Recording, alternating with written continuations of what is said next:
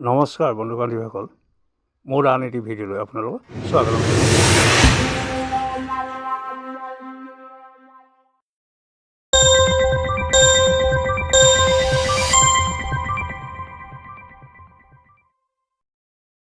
এসময়ত বলিউডত দবদবাই থকা ছুপাৰষ্টাৰসকলৰ পুত্ৰ অভিনেতাসকলৰ ওপৰত ভিডিঅ'টি প্ৰস্তুত কৰা হৈছে। এসময়ত ৰাজ কাপুৰ, দেৱ আনন্দ, ৰাজেন্দ্ৰ কুমাৰ, শশী কাপুৰ, সুনীল দত্ত, ধৰ্মেন্দ্ৰ, জিতেন্দ্ৰ, অমিতাভ বচ্চন দপদপাই আছিল। তেওঁবিলাকে অভিনয় কৰা ছবিসমূহ আজিও দৰ্শকে শুৱৰি থাকে।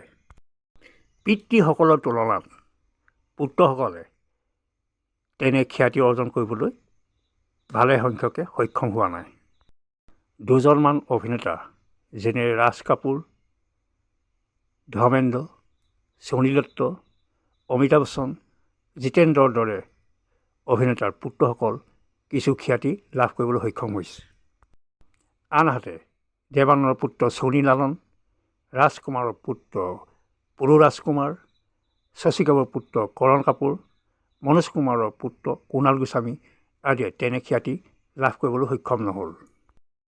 ৰাজেন্দ্ৰ কুমাৰৰ পুত্ৰ কুমাৰ গৌৰৱ ছবি আছিল লভ ষ্টৰী।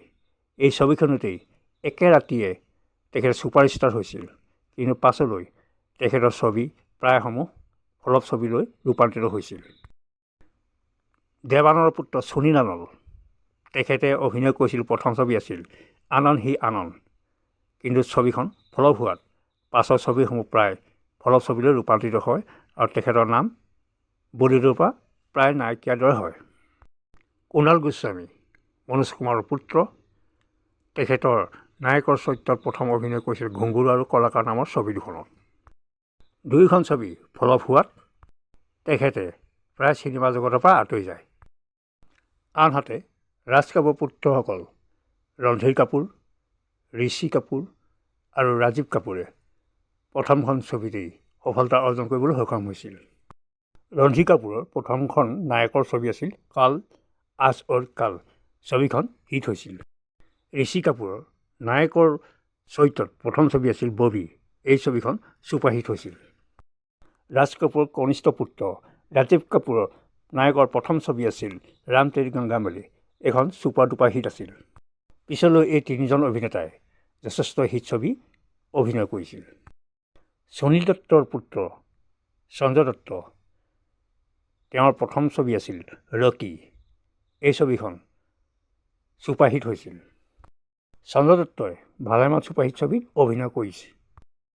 ধৰ্মেন্দ্ৰৰ পুত্ৰ ছনী দেওল আৰু ববি দেওল দুয়োজনেই প্ৰথম ছবিত অভিনয় কৰিছিল ক্ৰমে বেতাব আৰু ববি দেওলে কৰিছিল বৰসাত, আৰু দুয়োখন ছবি আছিল ছুপাৰহিট। পাছলৈ দুয়োজন অভিনেতাই যথেষ্ট ছুপাৰহিট ছবিত অভিনয় কৰি আছে।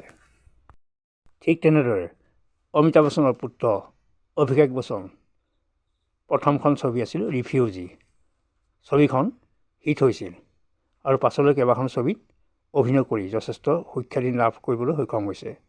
তেনেদৰে জিতেন্দ্ৰৰ পুত্ৰ তুষাৰ কাপুৰ, ঋতিক ৰোশন আদি অভিনেতাই যথেষ্ট ছুপাৰহিট ছবিত অভিনয় কৰি আছে। পিতৃসকলৰ দৰে তেওঁলোকো সফলতা লাভ কৰিবলৈ সক্ষম হৈছে। শেষত ধন্যবাদেৰে